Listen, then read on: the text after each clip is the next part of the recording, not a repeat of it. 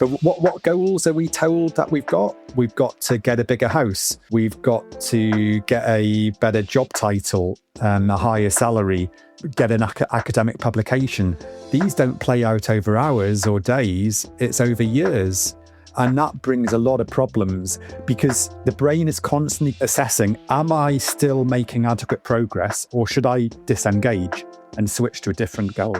It may be that we've got to give up some goals. So giving up goals is not a failure, which I think many people think it is. This is just the way our brains work, and we need to be more self-compassionate and give up goals when it's appropriate. Today, I'm pleased to be joined by neuroscientist Dr. Paul Goldsmith. He's the author of The Evolving Brain. Paul, thank you so much for joining us. It's an absolute pleasure. Thank you for having me. Can you tell me a little bit about your book? I know it just came out. What was your motivation for writing it? It was several motivations. It was seeing so many patients whose lives I recognise could be improved if they could get a better understanding of what their brains were designed to do and why things were going wrong in the situation which they found themselves in. And it's very difficult in the therapeutic setting of a clinic appointment of 20 to 30 minutes to really cover that. So I wanted to offer people a manual, a toolkit to help. So that was sort of part of the motivation. Another part was thinking about society. So one can either change the way one thinks and behaves within a fixed society, but there's also ideally changed, or the world around us has changed. So there was another element, which was the beginnings of my writings, actually, to bring insights into policymakers to try and get better policy. So the book is written from an individual perspective, but I hope it might be read by people who can influence society. What do you think people need to understand at a basic level about how the brain evolved?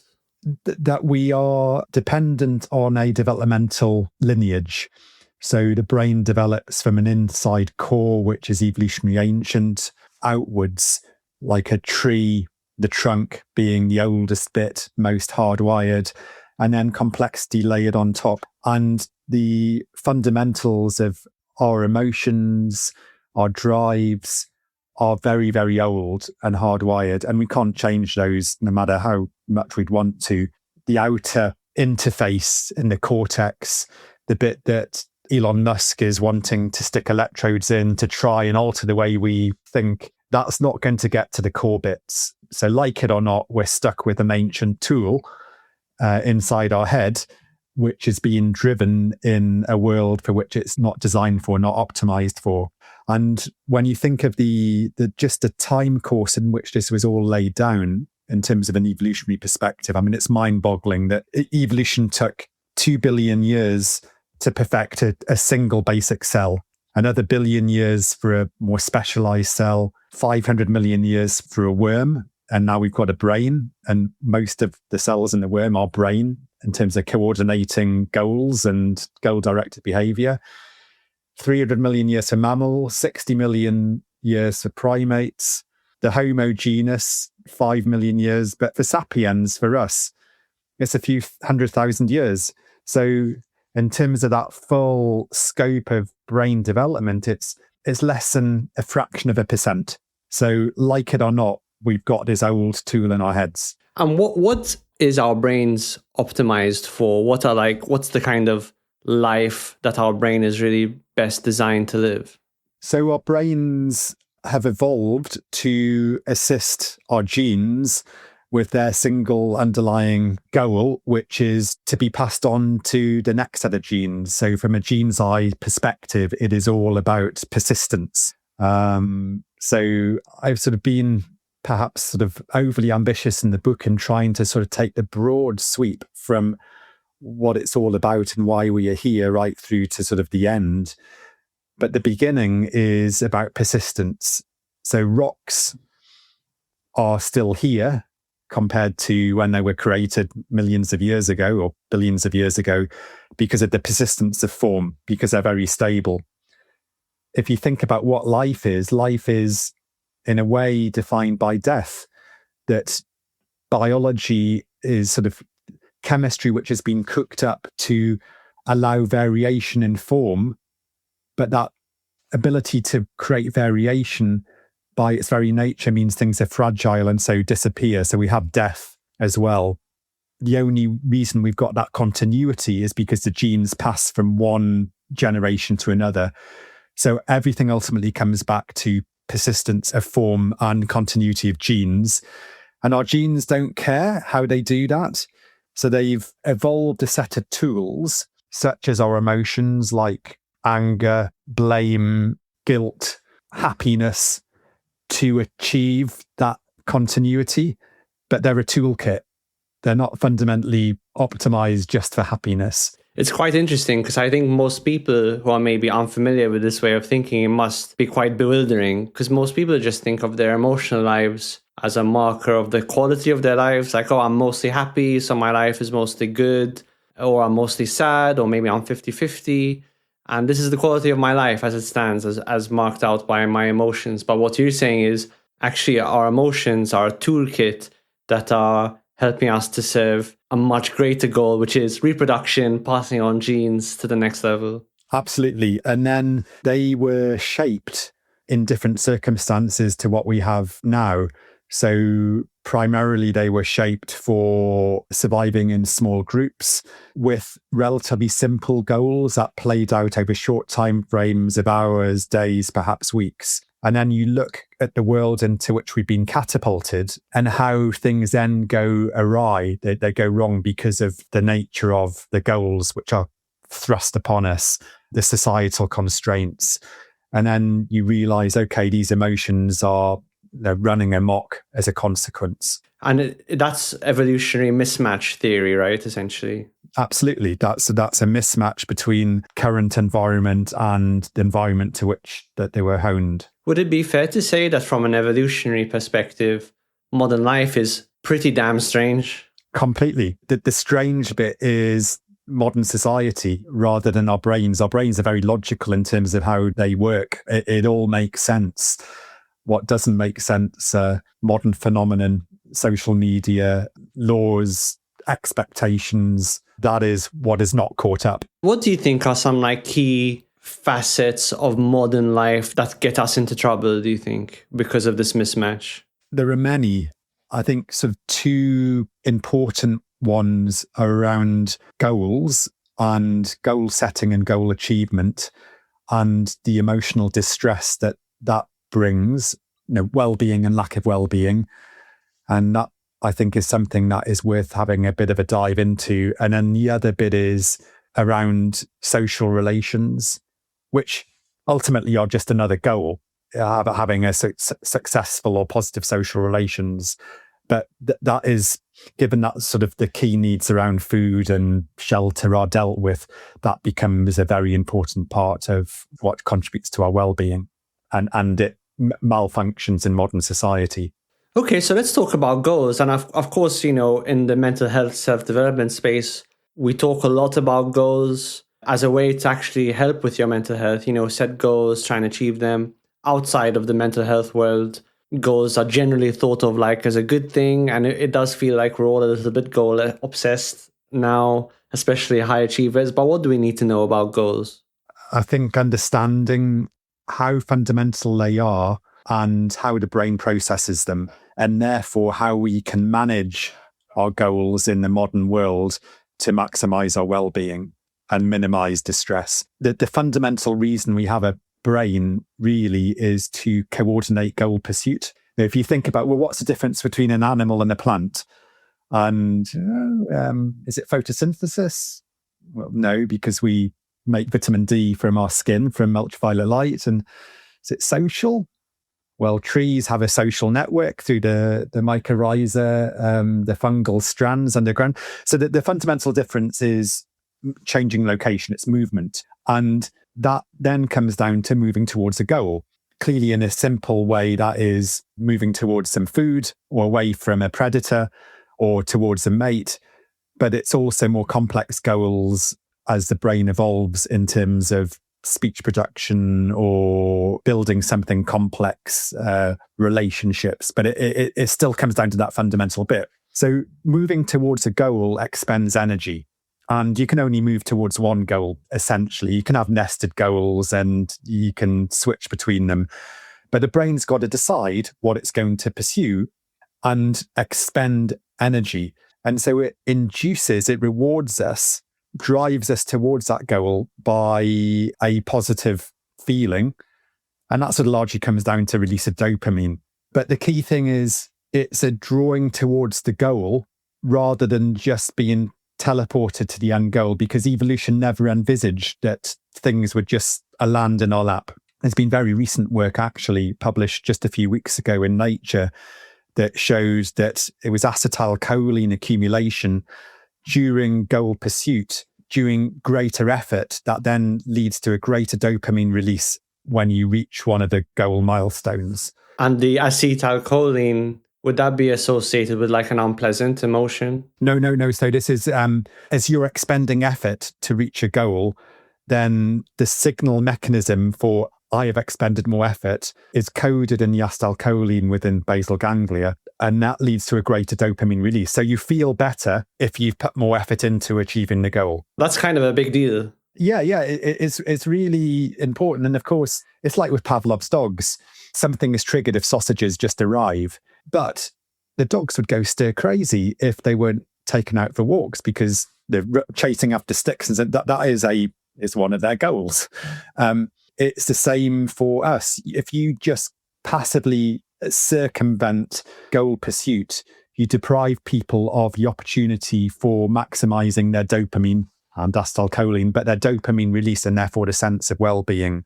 And it's difficult from a society perspective because you've got to have that safety net of a welfare state and the associated rules, but you don't want to make people unnecessarily passive. So passivity, I think, and I see this in my clinical work, as I'm sure lots of your listeners do as well, is a real trap. And you think, say somebody, we might talk about what triggers melancholy in a bit, but if somebody has a falling out in their group 30,000 years ago, they feel sad. The next day, they're out active, contributing to the group. Because by necessity. You've got no choice, because to be excluded from the group is lethal. You've got to be in that group. And so you've got to be active the next day. And you contrast that with the modern world where when something happens, you retreat, you're signed off work, you put on a waiting list for CBT, put on an antidepressant, which might have a bit of an effect. But unless you've got that activity towards goal pursuit, then it's suboptimal. Now, one of the best ways of, and again, this is sort of just obvious stuff, but it's understanding if people understand the brain mechanisms, and I think it's easier to take on board as well. One of the most reliable ways of getting that flow of dopamine is through exercise, because it's a very reliable, the goals, if I go for a cycle, my goal is to complete the circuit, but actually just getting to the end of the road is a sub-goal, and getting to the next lamppost is a sub-goal of the sub-goal. And each turn of the pedal is a sub-goal. Each one, as it's reached, it's giving a tiny little squirt of reward. And so that area under the curve of total benefit is far, far greater than if, so that, well, I could have just got a taxi round, that doesn't work. You've got to have done it yourself. Of course, the social goals are also very important in modern life. But what goals are we told that we've got? We've got to get a bigger house. We've got to get a better job title, a higher salary, get an academic publication. These don't play out over hours or days. It's over years. And that brings a lot of problems because the brain is constantly assessing, am I still making adequate progress, or should I disengage and switch to a different goal? This is a very basic mechanism. So you think where the core neurotransmitters, dopamine, serotonin, noradrenaline, they're right in the center of the brain, very deep, the control systems. And you've got a deer perhaps in winter. It's really hungry. So it's wanting to go to find food a couple of valleys away where it knows there's some food, sets off goal pursuit. But the signals it's receiving from the external environment are the weather's closing in, the ground is really marshy, so I'm making much slower progress, and then I'm hearing a potential predator. The brain then calculates disengage. I should return to base. And that disengagement, the associated cognition, is a sort of a brief whiff of melancholy. So that's like the brake. So you've got dopamine goal pursuit as you accelerate, and then you've got this braking system as well as goal disengagement. Which can be just as important if a goal doesn't prove to be worth pursuing. Yeah, because if you didn't have that system, you'd be outcompeted by an animal that did have that braking system, which is why it's a fundamental part of our brains. So now think of how this plays out in the modern world. I'm not getting feedback from the boss, so I'm getting feedback from the boss that I haven't done a good job. My experiments haven't worked. I'm not going to get this paper published. I've got another rejection. We're constantly receiving negative feedback. Our brains are making that calculation and saying disengage. But rather than disengaging, we have brake and accelerator pressed on at the same time. And so the melancholy gets worse. And then it might trigger a full depression and then withdrawal and a feedback loop where you stop doing the very things which would improve our mood with the various societal traps. So I guess so far in the discussion about goals, you've outlined two problems as far as I can tell. One is many aspects of modern life make it very easy to fall into passivity because we have technology, we can live in houses by ourselves, we don't need to leave the house necessarily. People can fall into a state where they don't have goals and become apathetic, and that's inherently bad for mental health because goal pursuit is like a huge driver of dopamine release, etc. And then the second problem, which you're alluding to now, is the kinds of goals we have in society are long-term, take years, they're abstract, they often involve a lot of negative feedback on the way. It's a real grind. So I guess we're almost like talking about two groups of people. There's people who are a little bit more on the apathetic, passive side, but then people who are more on the high achieving side who are maybe capable of delaying gratification, but they end up like burning out. Yeah, no, it's a lovely summary. So ancient goals would be much more physical, short-term, reliable feedback, predictable goal release, and then starting on a new goal. Okay, so we're not going to go out on the hunt. We'll work on improving the shelter. Modern goals are cognitive, abstract, and also conflicting. So you're trying to do one thing, which then decreases your potential to do another goal. So rationalizing that is an important therapeutic strategy. But I think it's not just high achievers, it's everybody. The person in the call center who is getting the feedback from the red light saying you're not seeing enough customers or the waiting time is too long. You're only scoring 3 out of 5 on customer feedback. You should really have a better house than this sort of flat which is rented and has got mold. I mean, it's everywhere you look. Yeah. So I guess, no, you're right. So everyone to some degree has both of those groups of problems. The goals of modern society are really weird. And also we're really vulnerable because of technology, the kind of luxury of technology in a way, the way that technology distracts us. We're also vulnerable into falling into a kind of passivity. It is. And because modern goals are so often status related, so cognitive and then status related, we're in an arms race. So we've got media that is very good at exploiting our desire for something just a little bit better. And then more broadly, society creating these inducements for us to do stuff by giving us titles. So, you look at, I know quite a few politicians who have got everything, or the people, superstars, very wealthy, they're great success, yet they get so upset because they've not been given a knighthood. You've got everything. So why is this making you depressed? Because of this mismatch. This mismatch, because there is something about the human brain that always wants more. And if I'm following your logic, that's because it's evolutionarily advantageous to always want more. And we just never anticipated this weird modern landscape. Yeah, so the goals which are being thrust upon us are not achievable. So I can't make myself a lord. I need that to be gifted to me or bestowed to me. And therefore, I'm sort of trying to do this. This is from the politician's perspective. It's not happening. I feel depressed. So there's lots of psychiatry in Parliament. Well, it's good to know I'll never run out of work.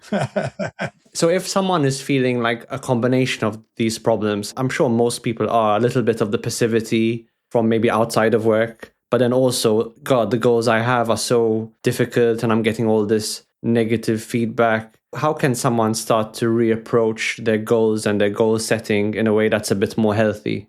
So you can either change your goals or you can keep the same goals but think differently about them. So yeah, I'm feeling a little bit sad today. Actually, the reason is because I got this feedback from something that I haven't made sufficient progress.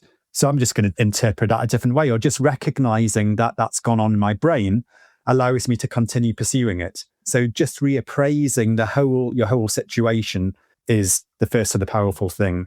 The next thing you can do is to make sure you've got the right mix of goals. So, of course, like it or not, we're going to need to pursue some long-term, more complex goals, but we should make sure that we've got some reliable goals, like exercise. The social side is really important in terms of social goals. So some shoe-ins, some reliable flows of dopamine. And then it may be that we've got to give up some goals. So giving up goals is not a failure, which I think many people think it is. This is just the way our brains work, and we need to be more self-compassionate and give up goals when it's appropriate. And this has been well studied that, as an example, women who are desperate to have children but can't may get depressed, understandably. That goal is not being met. And that depression increases until they reach menopause. And then it improves when the goal is removed from them because of menopause. And I see it in my clinical practice when sometimes in neurology, you tell somebody they've got a terminal condition, much sadness, but punctuated by relief because of the goal release. It's not my problem anymore. I can give all of this up. So I guess what's key is like an important undercurrent to what you're saying as well is we should really be paying attention to our emotional lives, that this melancholy we might feel when we're pursuing a goal that's not working out, or even the happiness, the simple happiness we might feel from the gym or meeting a friend.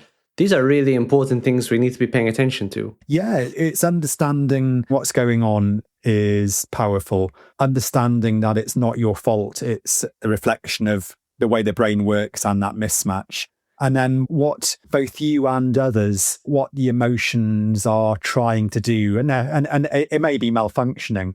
And I think that is both one's own emotions, whether that's sadness, happiness, anger, but also other people's. So when you say, okay, the reason that they're trying to shame me is because this was a useful tool that evolved to help us function in small groups. That's happening in their brain. I'm feeling sad because of what they're saying to me or trying to do, but actually recognizing that just helps dissolve it a bit. In terms of social relationships, so I've started in my practice now to see a lot of people who are spending a lot of time, perhaps most of their time by themselves. There have been appointments where I literally prescribe, spend time with other people, leave the house as though I'm prescribing a medication. How important do you think are social relationships for someone's mental well-being? Fundamental. The Greeks regarded exclusion as equivalent to death. So that's not that long ago, but certainly in terms of time relevance for our brain's development, not being part of a group was fatal. So you had to be part of it. Now, what makes the group function?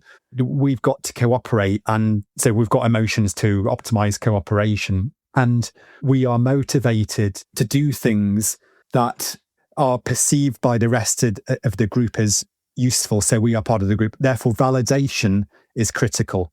So we have a fundamental need to be receiving signals from other humans that we are part of the group. That you're a good person, that you're valuable, that you belong. Yeah. And laid on top of that, we also have that additional element of not just are we accepted in the group, but where do we rank within the group? So there's the status element, that utility element as well, where it then runs amok. I've got to have the knighthood in terms of status, or the bigger salary. I think, well, you're already on a big salary, but he's got more. So this is sort of still that sort of the status bit playing out. But the validation is so basic. There's a wonderful video, which if your listeners have never seen, it is worth watching. It's just a couple of minutes. The Edtronic silent face video. Yeah, I have seen that. Yeah. Yeah. Whether I can briefly describe it. Yeah. Go ahead. So it's a mum playing with their baby. The baby's sort of not speaking yet, sort of it's gurgling and they're sort of having fun together. Then the mum looks away and turns back with a silent face, just a blank expression, not a negative expression, just blank. The baby initially becomes more energized, a bit of cortisol goes out to put a bit more effort in, and then the mum's still blank. So the baby, then the adrenaline probably kicks in and gets cross, starts to throw a tantrum, and then gets really sad and starts to cry. That is just basic validation working.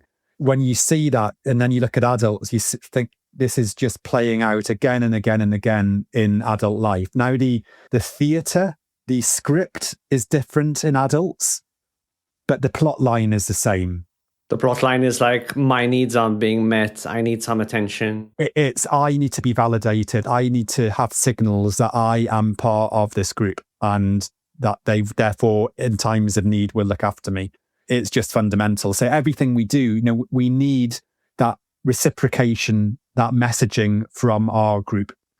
And it's better if it's a stable, long-term group rather than just a random person. And that's a big challenge because we've got the welfare state, and often the people who are signaling or are helping us, we never see again. It's some professional body. And it's sort of removing that opportunity to have those meaningful relations, stable relations. An example, a personal example, where I used to live, the road was unadopted, which sort of means that the council didn't look after the road, the residents did. And leaves would come across the fields and mud and block the drains and the side of the road. So periodically, everyone would get together on a Saturday morning, dig out the drains. Well, the younger people would do more of the digging, the older people a bit more of the sweeping, and the oldest would make the tea and cakes at the end. And you chat, and it was social, and that inoculated against future arguments about hedge heights. The chair changed of the road committee and said, great news. I've spoken to the council and they can bring their machine around for only £30 and clean the drains, and it'd be much more efficient.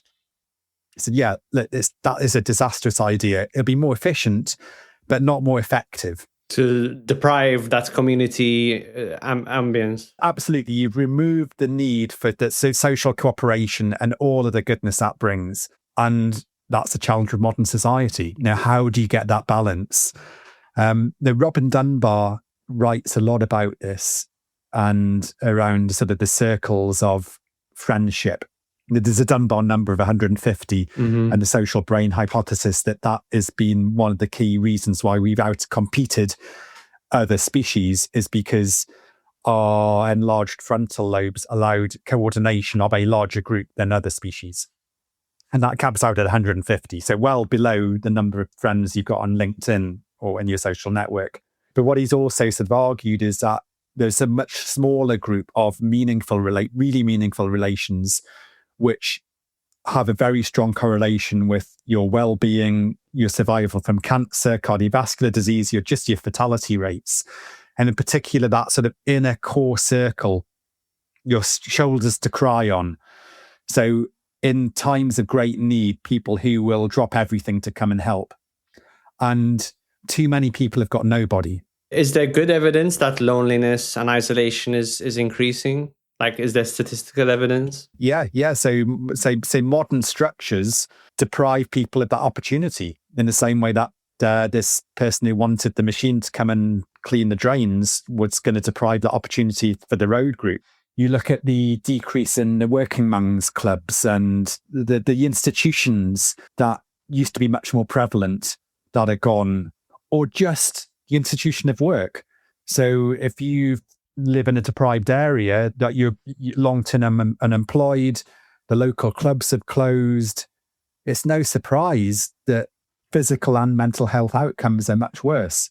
So then that again comes back to goals in terms of the opportunity cost. I think you've got to really focus, or you should focus one of your key goals being to build your long-term core, stable, meaningful relations. I mean, one other thing that's occurring to me when I'm listening to you is that a capitalist culture often drives people away from their core relationships. It's the norm in the UK or somewhere like America, especially, to leave your family of origin, leave the small town where you grow up, go to the big place with a lot of anonymous strangers. Because to be fair, places, cities with large access to anonymous strangers can provide huge economic opportunities, dating and mating opportunities, etc.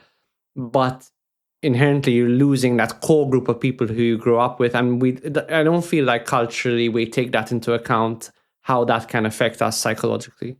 Yeah. So providing that understanding, this is what's going on our brain, like it or not, our brain needs this. We should adjust our lives to optimize our brain's function and well-being.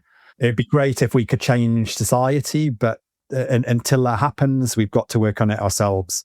Yeah, as it stands right now, and this is a point I'd want to underline, as it stands right now, there's a lot of onus on the individual to be very, very proactive, to create an environment for themselves that's more suited to their brains, because it doesn't sound like it's going to happen automatically. Like a classic example would be, if you kind of eat the default food of society, there's a very high chance you're going to get overweight or obese, because we're exposed to these very calorie dense, not very nutritional foods, which, as we know, 2/3 of people end up overweight or obese eating those foods. So you have to be really proactive. You have to be careful about what you put in your shopping cart. You may need to track your calories in certain cases. You need to go to a building, which we call a gym, to intentionally expend energy unnecessarily. But I guess what we're saying is that doesn't just apply to your physical health and exercise. It applies to like your psychology, relationships, goal setting. A person has to do quite a lot of work to make sure they architect for themselves a life that's not going to derange their brain. Yeah, no, that's a lovely summary. And that's, I think, sort of coming back to part of the aim. It's to provide a framework which can be applied to anything, whether that's sort of physical or mental health issues, and a toolkit. Yes, and people just aren't, I think most people right now are walking around totally unaware of this. We kind of live our lives and you think, okay, this is how the world is, and this is more or less the way the world's always been. Yeah, and I think they blame themselves far too much when it's not their fault. Perhaps it's because of that sort of paradox that we have so much progress, so much sophistication, so much wealth, yet more misery. So if I'm depressed, despite all of this, well, it must be me. Yeah. And no, actually, it does make sense, and it's not you. There's quite a few trends. I think one trend is like intense, unhealthy self-criticism. And I see that a lot in my personal life, in my patients and clients. I think this is also perhaps the root of a lot of projection, a lot of conspiracy theories, a lot of, the government is out to get me, or this other institution is out to get me. It's like there must be someone out to get me for my life to feel this bad and for my life to feel so full of friction and so unrewarding. Yes, and of course we are enormously influenced by our surroundings, and both sort of physical and online and everything we receive. We are not atoms, individual actors that capitalist societies would like us to think we are. And again, I said, if you realize that and the mechanisms by which it sort of plays through, you can adjust, you can calibrate, and that's a very healthy thing to do. Maybe to give people something to shoot for on the other side. If people can put in the work and be a little bit proactive about how they design their lives, what are the kind of results they can expect? I think you can turn things around really quite quickly. There are some things some rewiring that takes time, but there are some very quick wins and practical things you can do in terms of sort of applying the toolkit. But there are longer term benefits as well. The aphorism, neurons which fire together, wire together. They will rewire, but it takes time. It's that repetition, doing things again and gradually reshaping and getting the feedback loops going in the right direction, because there are so many unhealthy ones that we get trapped in, and then trying to change those in different directions. So like one, in a way we sort of touched on already, social relations are so important. If you're anxious, socially anxious, then you tend to withdraw from social relations, which then makes you more anxious to go and have a social relation. You get in this downward spiral. So you could have the approach with some anxieties, you jump into the room full of spiders. But for others, it's got to be a more gradual process, but just getting in that right direction. Yeah, because emotions don't kind of exist in isolation. They're part of a whole feedback loop, as you've described. There's the emotion, there's the thing that the emotion is being triggered in response to, there's the associated behavior. And these are like mechanisms or grooves. And the more we go with their momentum, the more they get promoted, I guess. That's the fire together, wire together part, I suppose. So, you're not just anxious in isolation, you're anxious because you're afraid of people. And what you're saying is, if you obey that anxiety, okay, I'm afraid of people, I'm going to stay home, you reinforce it, and this anxiety gets a little bit bigger, and then the next time a little bit bigger. As we start to confront our anxiety, it becomes more manageable, it becomes more tameable, and then, hey, maybe I went to the party and I was afraid, but I did make a friend, and then you get some dopamine, some reward, and then you start to get another feedback loop, which is, hey, if I hang out around people, I make friends and I feel good. And that's hopefully outcompetes the negative feedback loop they had at the beginning. Yeah, no, absolutely. It's that sort of recalibration and shifting from many, many positive and negative feedback loops, and positive not meaning good, just a sort of a self-reinforcing circle. And if you understand those and you can shift them, that's immensely powerful. Anxiety, I think, is a good example. Anxiety, like pain. Pain evolved because it's evolutionarily useful. You occasionally see people in neurology who have no pain. They die prematurely. Pain is useful. Now, just because it's evolutionarily useful doesn't mean that I don't want an anesthetic when I'm on the table being cut out by a surgeon. But it's understanding, okay, what is it designed to do? In what circumstance? So anxiety, so similarly with anxiety, I've got patients who I really wish were more anxious because they put themselves in too much danger. We see that in mania, for example, and bipolar. Yeah, they've got hypoanxiety. So what is it designed to do? If I'm out searching for berries and I hear a rustle of something, if there's a 1 in 100 chance it's a tiger, I should run. Because from an energy perspective, it's worth running 99 times with false alarms to survive. So it's like a smoke alarm. We calibrate it so it goes off guaranteed if there's fire, and we put off the fact that it goes off with burning toast. That's actually called the smoke alarm principle, if I'm not mistaken. Yeah. But the thing is, we can calibrate it. So if I'm constantly running away and it's just squirrels, I learn and I calibrate. Now, what triggers anxiety in modern life? It's abstract things that come from around the world without a feedback cycle that I can recalibrate and learn. Right. So you're getting Instagram posts about Gaza or the Ukraine or something bad that happened hundreds of miles away from you, and you have very little control, really. You have very little effect on that situation. Yeah, it's not calibrating within, 30 seconds later, I find out it was just a squirrel. There's no calibration. And then some people then withdraw from the anxiety-provoking situation, and then they say, get in that feedback loop. And we see that, I think, particularly acutely post-COVID with the school refusal and the number of people who are being homeschooled. And I guess, you will know more than me on this, and my guess is a lot of that is anxiety-driven. Then the longer you're away from school, the more anxious you become, and it's just a downward spiral. And people really need to know these processes are reversible. Like, I do behavior change coaching with people, and I'm using evolutionary principles, but lots of principles to basically figure out, okay, what is it that you want or you think would make your life better? How do you make that goal a little bit more reasonable? What are the small, like the micro behaviors that will start to lead you towards this goal? How do we maximize the positive emotion you'll feel from those behaviors by really acknowledging them, celebrating them, measuring your results? How do we even use negative emotions to help you? What would be the outcome you're afraid of if your goals aren't achieved? And you build brick by brick in a very small, consistent way, these new feedback loops. Yeah, no, that's smart.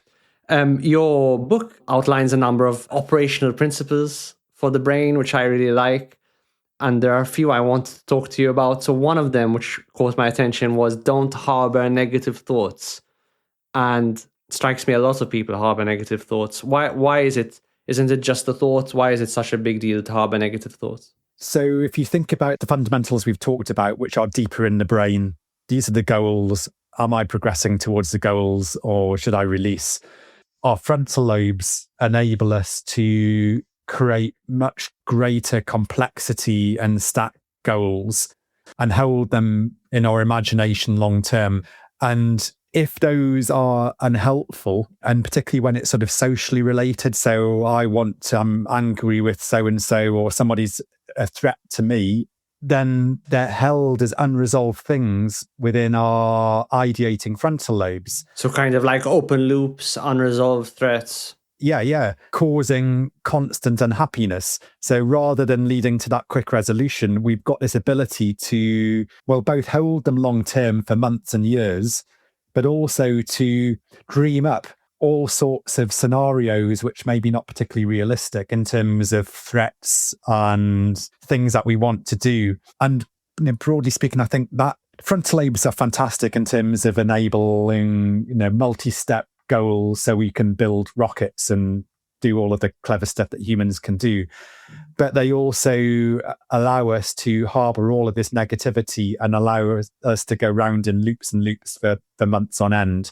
And recognizing that our brains can do that and are doing that, and that it is not psychologically helpful, is an important step. Because then say, okay, this is not helpful. I'm going to write down what I'm doing and make a decision, and that's it. You might think, oh, well, it's still going to pop into my head, but you at least put some sort of control. I find writing is really helpful, actually, to get thoughts out of your head, because you can close a loop that way. Yeah, you're externalizing. It's really powerful because broadly speaking, rumination is not helpful. It's something that our brains allow us to do, but it's not helpful. I have quite strong opinions about not negative thoughts per se, but let's say negativity, which is not to say talking about something bad. So let's say you're being bullied in the workplace. You come home, you talk about it like, listen, I'm being bullied in the workplace. This is a serious problem. I need to figure out how to handle it. I'm not talking about that. I'm talking about negativity. Like that would sound like, I can't believe I'm being bullied. I can't believe this is happening to me. Kind of woe is me kind of thinking. And I kind of feel like that's the psychological equivalent of smoking cigarettes, in that I think it provides a temporary release, like an emotional release of tension, and perhaps people around you will give you some care and attention, which is like a good thing, fair enough. But the problem is, firstly, I think it relieves you of that frustration, so there's less frustration to actually help you deal with the problem. But then also, I think that kind of extreme negativity, and please correct me if I'm wrong, I think it colors your perception. So it kind of colors your perception of the situation so that you're more blind to solutions and you're overemphasizing any obstacles or any reasons why this has to be the case. I have to be in this situation and there is no way out of it. Do you have any thoughts on that? Yeah, I think you're absolutely right, that we fall into these traps and get locked in that groove. So again, just think, if this situation was 30,000 years ago, how would it have played out? So there would have been that sort of interaction, bullying or whatever happened. They tried to nick my food, what we'd got from the bison, but they've got to cooperate. There's got to be a reconciliation quickly. So I'm going to express something negative because I want them to alter their behavior. That is a useful thing that I'm doing, but it's got to play out quickly. There'll be some resolution, even if it's really unpleasant. Even if it's homicide, there'll be a resolution. Yeah. And the resolution might be you're kicked out of the group. Yes. Or they are, the perpetrators kicked out of the group. The fact that can't happen, and that's good in modern life. So we can't just say, Richard Wrangham thinks that actually it has happened over the generations that the most unpleasant, aggressive people from an evolutionary perspective have been taken out by the group. And so we become domesticated and less reactive in our aggression than other Homo species. But our ideating frontal lobes have allowed us to cooperate in both good and evil more effectively in planned negativity than other Homo species. But yeah, sort of recognizing, okay, this is what's happening in both my brain and the person who has done something unpleasant to me. What is the most healthy psychological route to some kind of resolution? Yeah. And that might be changing your job. It could be doing something drastic or leaving your abusive spouse. And I guess one thing I would want to point out here is that none of your work is saying like hunter-gatherer life is idyllic or in some way utopian, because, you might have had two people get into an argument and kill each other.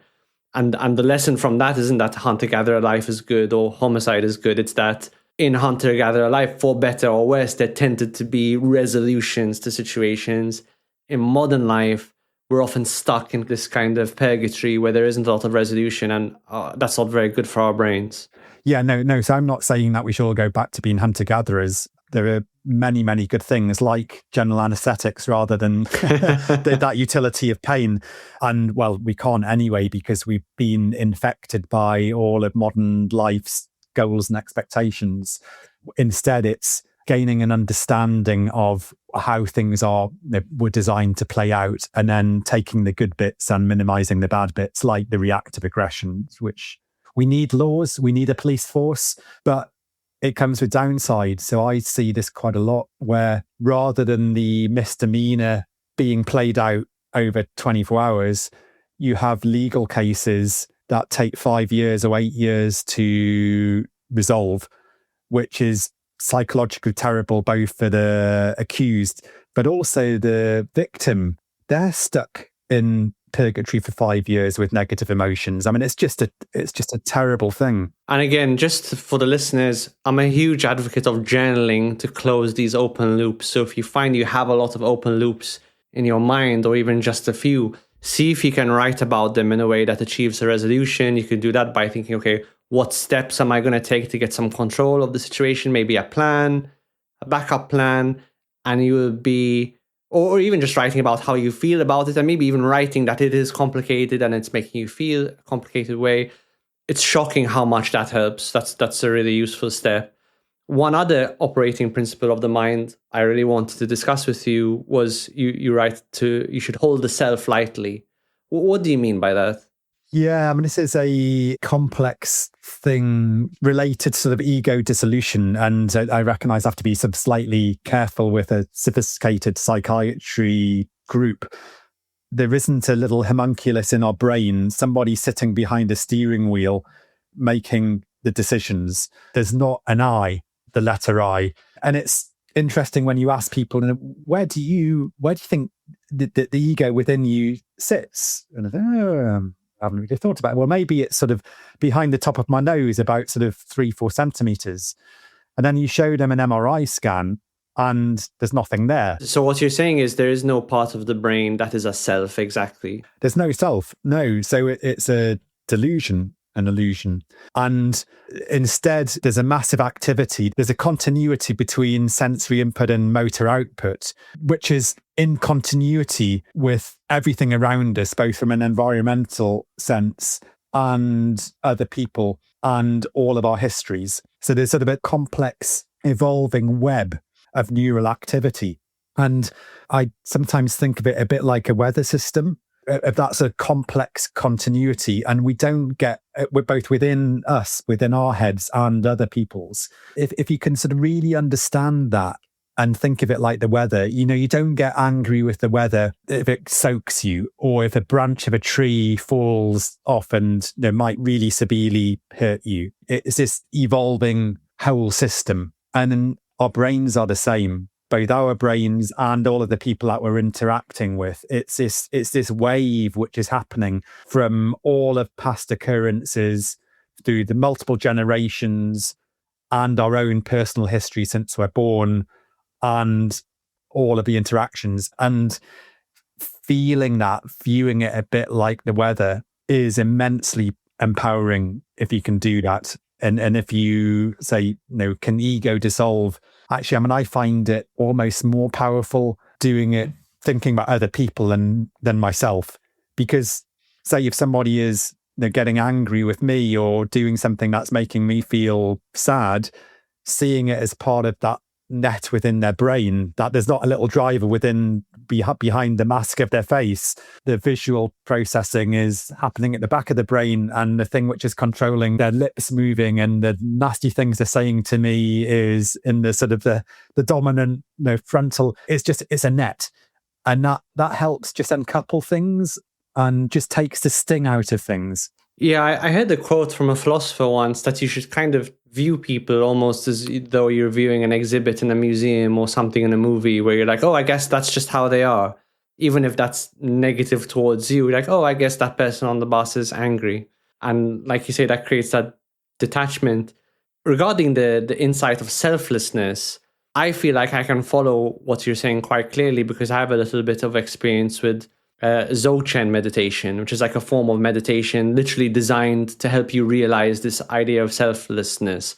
And I actually haven't heard it from a straight neuroscience perspective. Is this important to you because you have some history of meditation as well, or sort of spiritual thinking?